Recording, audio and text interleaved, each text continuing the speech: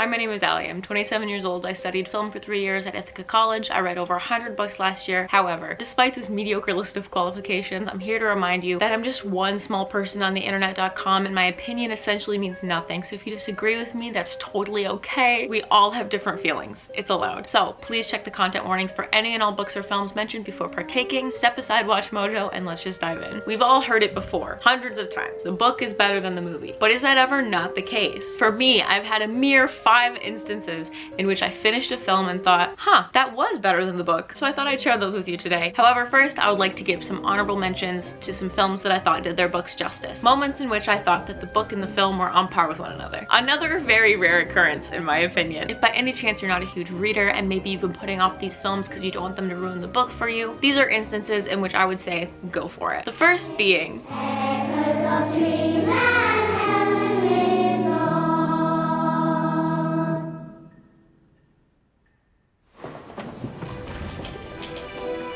Originally a book by Kazuo Ishiguro, this film was adapted for the screen almost immediately after its publishing date. We're introduced to the story concept with the fact that a medical breakthrough has allowed the human lifespan to extend beyond 100 years, but we aren't told how. We then follow the story of 3 children from youth to adulthood as they're raised in an eerie school, but their experiences within are all too human and relatable. As they grow older, we're slowly fed snippets of this new so-called utopia, and as a viewer, you're really torn on what is right and what is wrong, seeing as our characters vary in opinions as well. To me, both the film and the book raised great questions on what it means to be a person and what it means to live a meaningful life. It was a mysterious, slow burner with both cozy and discomforting elements. I've heard a lot of people say that they struggled connecting with the book, so despite it being a favorite read of mine, I still highly recommend the movie if you want to experience the story because it's a damn good one. You won't be disappointed. Maybe none of us really understand what we've lived through,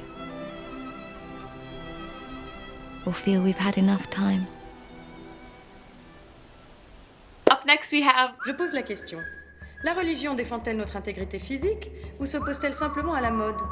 Now this is an autobiographical series originally published as a French graphic novel by Marjane Satrapi. This story takes place during and after the Iranian Revolution and shares Satrapi's childhood and early adult years with its readers. It accurately, painfully, and beautifully portrays the impact of the war and religious extremism that unfolded in Iran during this time, and specifically shines a light on how these elements affected women. Personally, I love learning about moments in history through lived experiences, and Persepolis is no exception. Not only do we have an honest memoir, but it's told in a very easy to read and accessible way, seeing as her story is shared with us as a cartoon. I feel as though the film adaptation really did her story justice, and its usage of the original art really brought these pages to life. I think if you haven't read her story, maybe graphic novels aren't for you, this is an impeccable way to experience it. La peur qui nous fait perdre notre conscience, c'est aussi elle qui nous transforme en lâches. Tu as eu du cœur. Je suis fière de toi. Another film that I thought did its book justice was Huh. A little me? That's weird. Coraline is the story of a little girl who moves to a new house with her 2 very busy parents. She's an only child, and to quell her restlessness, her dad encourages her to count everything in the house. While exploring, she finds a little door that appears to connect her apartment to her neighbors, but it's closed off by bricks. However, at night, the entryway awakens and leads her to what seems to be a carbon copy of her life, except everything is just a little bit better. Her parents have time to play with her, the garden is alive, the colors are brighter, and the food is better. The only catch is her other parents want to sew buttons in her eyes. Coraline is a powerful story that reminds us all to appreciate what we have, make the best of it, and to not be tempted by the greener grass on the other side. It's creepy, it's cute, it's everything I love about a story. The stop motion animation was absolutely impeccable, and I think this movie really captured all the beats of the book. How can you walk away from something and still come back to it? Walk around the world. Small world. The next film on my list is I find giants. I hunt giants. I kill giants. It's a seemingly simple story about a little girl who seems to be the only one around her to notice what's important, that giants are preying on her hometown. She spends all of her time luring giants, trapping giants, and killing giants. As a reader or viewer, you aren't ever really certain if the giants are real or a figment of her imagination, making this a riveting tale encompassing the pros and cons behind the power of one's mind with themes of trauma, grief, and triumph. I'm alright.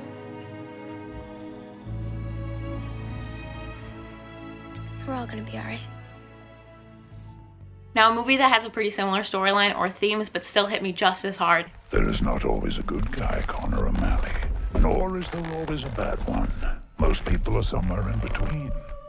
Our protagonist is a young boy who is met by a monster at his window. The monster informs him that he will be sharing 3 tales with him, and once they're over, the little boy must share his truth. The book made my eyes water, but the movie made me absolutely sob. Within just over an hour, we explore the phenomenology of sharing your life with someone who is suffering, the avenues our minds may take to cope with stress, and the importance of communicating our truths. Both the book and the film hold many strong themes and crucial reminders that no one person is perfect, and we're all a collection of strengths and mistakes, beauty and ugliness. Your belief is valuable, so you must be careful where you put it and in whom.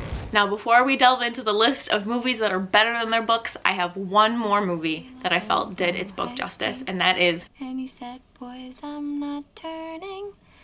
I'm headed for a land that's far away, beside the crystal fountain. We begin our story with Jack, who just turned 5. He lives in a room and describes all of his favorite parts of it. Good morning, plant.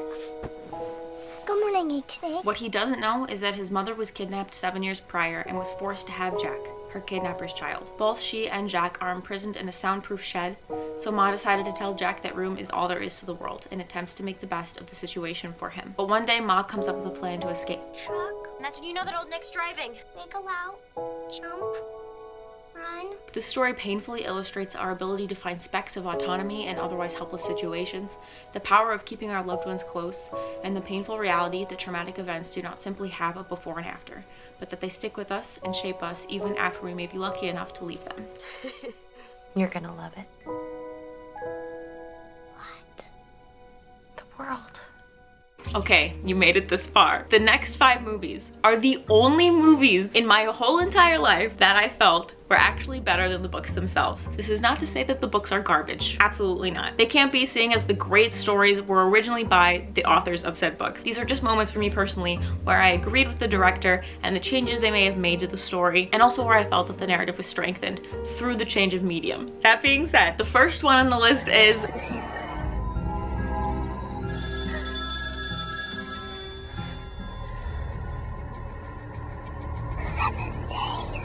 Don't worry, I'm not gonna show any scary clips from this movie. I don't need to do that to you, I don't need to do that to me. Ring is a tale of a ghost girl who haunts a well and also a VHS tape. The story goes that if someone watches said tape, they then have 7 days left before this ghost girl crawls through your TV and gets ya. I think this is such a creative concept and I have to give Suzuki credit for it. However, the book's characters felt either a little too flat for me or they were horrendously problematic. In the book, we follow a businessman and his creepy best friend, whereas in the movie, we follow a mom and her child. To me, this change really helped me care about the characters and kept me invested in their week after being exposed to the tape, and also rooting for them to hopefully have more time. The movie was also so much more scarier than the book. I haven't seen the film in over 16 years, and there are so many moments that have been seared into my brain to this day, whereas the book only had kind of one eerie moment. But that's just me. The next book where I felt like this movie was superior is...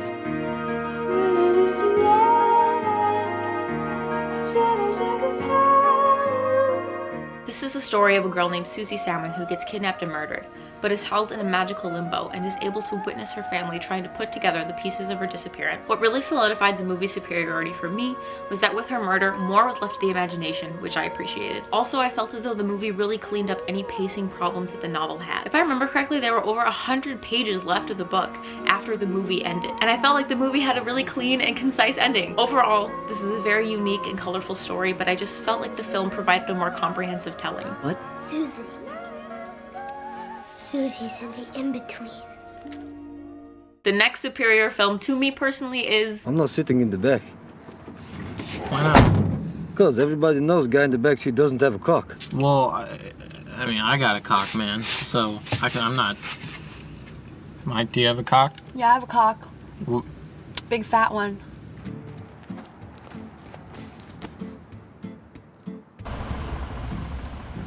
The book is originally titled Neller's Happy Campers and was written by Edgar Keret. This is a story about a man who commits suicide but wakes up in a world that is just like the one he tried to leave, except it's worse. Soon after I killed myself, I found a job here at Kamikaze Pizza. There's no stars in the sky, it's desaturated, you can't smile, and its only inhabitants are other people who ended their lives. Now, this book is very short, and so a lot of changes were made to make the film. The ending is the biggest change, which I will not spoil, but since I found this world and concept so powerful, I felt that expanding it really benefited my experience within it. I loved the characters, I thought the casting was spot on. It was a wonderful combination of feeling understood, a sprinkle of sorrow, and a dash of hope. This is one of my favorite movies of all time.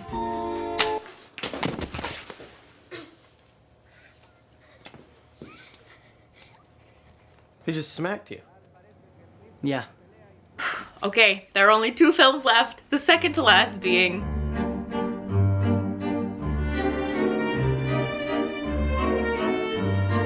Now, of course, this was made into an animation directed by Miyazaki, so no one is surprised that this movie was spot on. But I was so excited to read the book first before experiencing the film, and I just gotta say, the movie was better. I felt as though the book kind of dragged and didn't spark my imagination as much as I was hoping that it would. But the movie really literally did bring these pages to life. If you're wondering if you should read this one before watching, if by any chance you haven't already, I personally would say this is a reading experience you can skip because the movie is beautiful.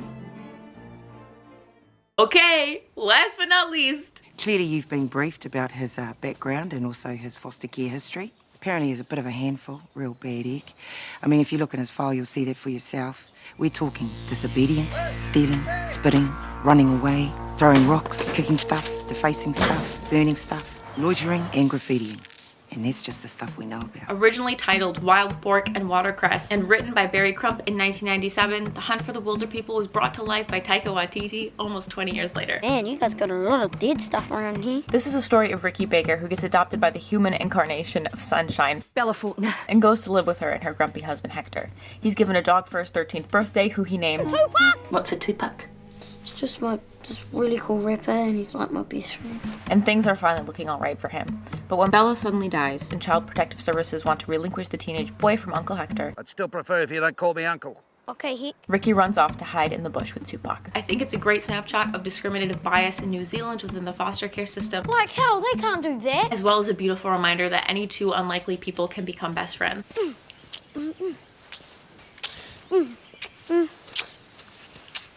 However, while the book more so reads like a travel manual with daily logs, the movie breathes a whole new kind of life into the story. I'll never stop running. Yeah, and I'll never stop chasing you. I'm relentless. I'm like the Terminator. I'm more like Terminator than you. I said it first. You're more like Sarah Connor. No, I'm not. Yes, in the first movie too, before she could do chin-ups. I genuinely got stitches from laughing alongside this one. The casting and acting was phenomenal. Can you see that bush over there?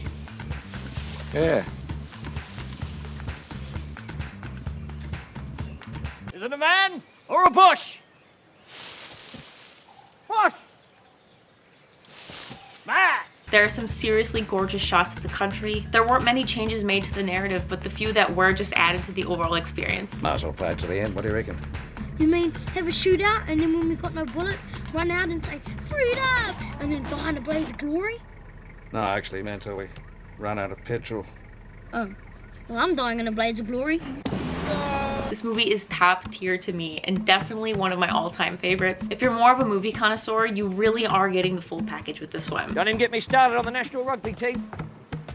They're not human. And that's it. That was my list that has been genuinely in the making for over 10 years. It's so rare to me to find a movie that does the book justice as is, let alone surpasses it. So this obligates me to ask you if you have any examples of this. Has there ever been a moment that you thought the movie was better than the book, or perhaps they were equal? They're both so rare. But hey, if you want to be a hater first, go ahead and scream in the comments about a movie that absolutely botched one of your favorite books. Whichever route you choose, I hope you're happy. Thank you for clicking, thank you for caring, and thank you for being nice. I'll see you in the next one. Bye!